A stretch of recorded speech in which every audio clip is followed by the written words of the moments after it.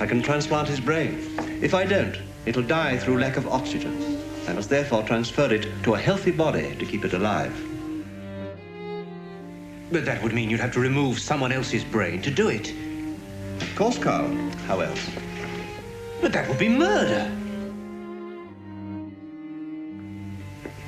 Remember, Dr. Knox had Burke and Hare to assist him. Think what they did for surgery between them.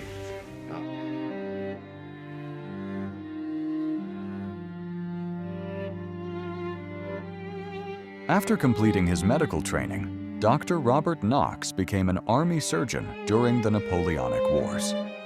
Working in military hospitals, Knox gained first-hand experience with human anatomy under extreme conditions. These years shaped his precision as a surgeon and deepened his fascination with the structure of the human body. When the wars ended, Knox went to Edinburgh, Scotland, where he shifted his focus to anatomy and teaching. By the 1820s, Knox's private anatomy school was very successful as he became known as a dynamic and gifted lecturer.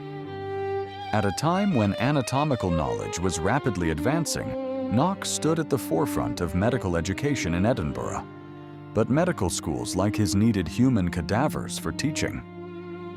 At the time, executed criminals were the only lawful source for medical schools, and they were scarce. Like many anatomists of the era, Knox acquired corpses by turning to body snatchers. William Burke and William Hare were not born criminals, but desperation, opportunity, and circumstance would turn them into two of the most infamous figures in Scottish history. William Burke was born in Ireland around 1792. Burke was charismatic and persuasive, even though he moved frequently and struggled with instability and poverty.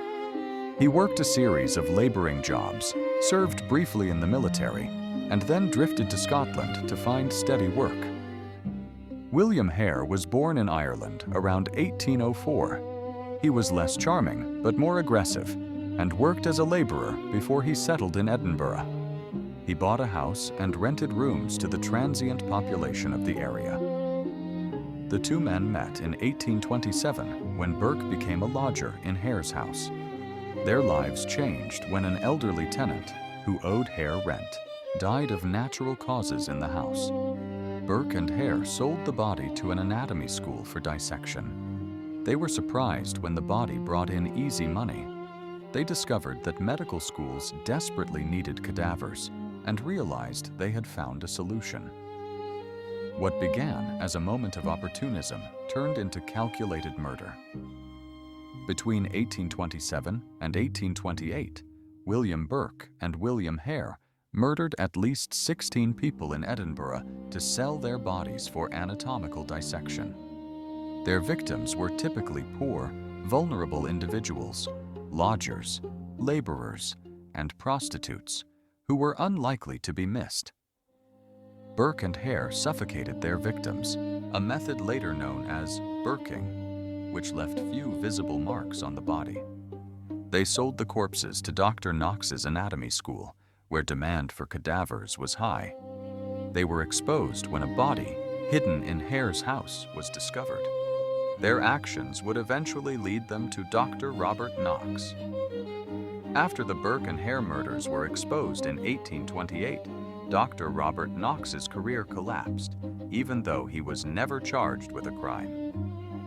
Knox was forced to leave Edinburgh and move to London. He spent his later years largely isolated from mainstream medical institutions. William Hare was granted immunity for testifying against Burke.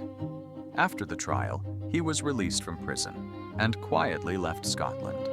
Nothing is known about his later life. William Burke was convicted of murder in 1829 and publicly hanged in Edinburgh. It was grimly ironic that his body was then dissected for medical study. William Burke's preserved skeleton is on display today as part of the Anatomical Museum at the University of Edinburgh's Medical School.